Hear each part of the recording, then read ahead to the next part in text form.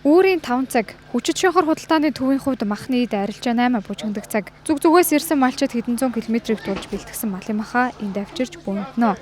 Тэр бүхэл аймаг сумдад цэг ажиллуулж малчтын гар дээрээс махныхан шунгааж авдаг чэнжүүд багада 3 тонны чимэглэг дүүрэн гулууз мах авчирч жижиглэнгийн худалдаачдад нийлүүлж байна. Өнгөрсөн оноос 1700 төгрөгийн нэмэлт явах ш. Яагаад нэмэгдсэн бэ? Мал ховорцсны эхлэх та. Иргэдийн худалдаа авахд маш муу байна мэдээ. Ямар ч махаа авч идэх чадвар авахгүй тэгээд айгүй муу байна. Мах шүлэн ч орж ирэхгүй айгүй тийм юу байгаа аахгүй юу.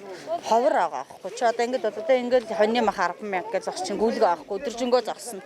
Тэгээд зойронд орно. Ингээд түн ханшин доошно. Ингээд иймэрхүү дээ шүү дээ мэд. Жилийн жилд үүсдэг байдал нэг хэвийн үзэгдэл гэсэн байдлаар иргэд хандаж иржээ. Хүнсний аюулгүй байдал үндэсний аюулгүй байдлын хэмжээнд яригдах асуудал гэдгийг анхаарах цаг болсон юм а.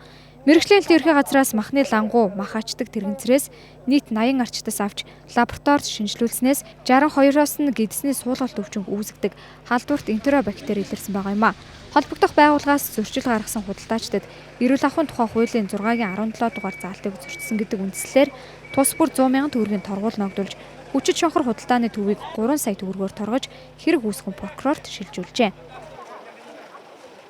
Тэгэхээр энэ дотоод хяналтаар угаасаа энэ хийгддэг шинжилгээ. Энэ лаборатори байна өөрөө бас хийгээд илрүүлээд яваад байдаг. Манайхаас бол сая хийсэн шинжилгээгээр энэ бол арчны шинжилгээ 2 дахь шинжилгээ нь явагдаж байгаа. Эрүүл ахуйн хяналтын байцаагч ч гэсэн аваа явдаг. Би бол мал эмнэлгийн хяналтын байцаагч. Тэгэхээр энэ хийгдэггүй ажиллагаа шийддэг ажиллагаа. Тэгэхээр ариутгал цэвэрлэгийг 2 цаг тутамд хийх энэ ажил үүсгээд 7 хоногт их цэвэрлэгийг яаж хийх вэ гэдэг энэ асуудлыг дотоод хяналтаар тухайн худалдаа эрхэлж байгаа худалдагч өөрөө хангах ёстой. Дотоод хяналтын нэгжүүд нь ч гэсэн чанартаа сайн хийх тал дээр анхаарах ёстой. Яа тэгэхээр энэ хүчинхур 2 жил болоод дотоод хяналтайгаа нэгжээс авчдаг. Одоо өмнө Теат гэж компани хариуцж хагаад сая 4 сард ажиллаж өгч байгаа. Тэнгүүд дахиад шинээр компани ороод ирж байгаа. Тэгэхээр ингээд энэ усууд нь ажиллаж игдрүүлэх гэж бас дотоод хүмүүстэйгээ харилцан ажиллаж хүн нэг болгонтой тулж ажиллана гэдэг бол айгүй асуудалтай. 3 сая төгрөгөөр торгуулад өнгөрөх нь монопол компанид инээдтэй санагдах биз. Учир нь шудраг хүрслэх хэрэглэгчийн төлөө газраас өнгөрсөн 4 сар шалгалт хийж удаа зөрчил гаргасан учраас 29.1 сая төгрөгийн торгуул ногдуулж байсан удаатай.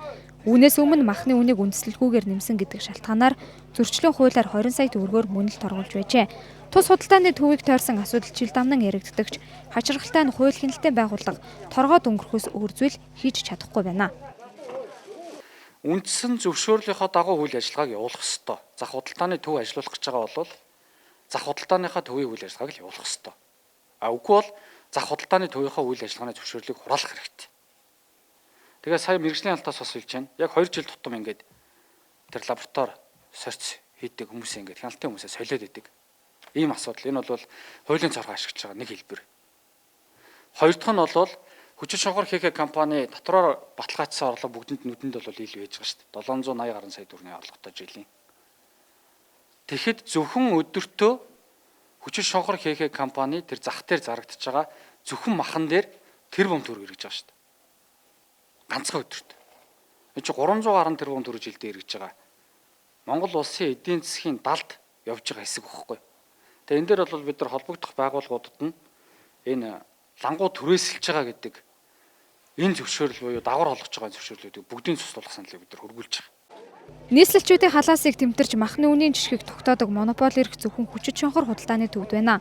Малчид махаа килограмм тутмыг 8500-аас 12500 төгрөгөөр нийлүүлж, харин тус төв жижиглэнгийн худалдаачдад 2000-аас 5000 төгрөгийг нэмж борлуулж, эцсийн хэрэглэгчид очихдоо хоньны мах килограмм нь 14500-аас 16500 төгрөг, адууны мах 11000-аас 14500 төгрөг, үхрийн мах 13500-аас 17500 төгрөгийн хооронд зарагдаж байгаа юм а.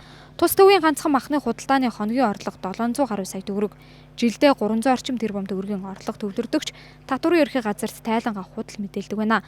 Өөрөөр хэлбэл ханцуунда 8 алцдаг мөнгө далд эдийн засагт байсаар байгааг их сурвалжууд сануулж байгаа юм. Тэгвэл махны үнийг дураараа тогтоодог шигэ хэрэглэгчийн эрх ашигыг ноцтойгоор хохирох эрх хүчит шонхор худалдааны төвд байхгүй.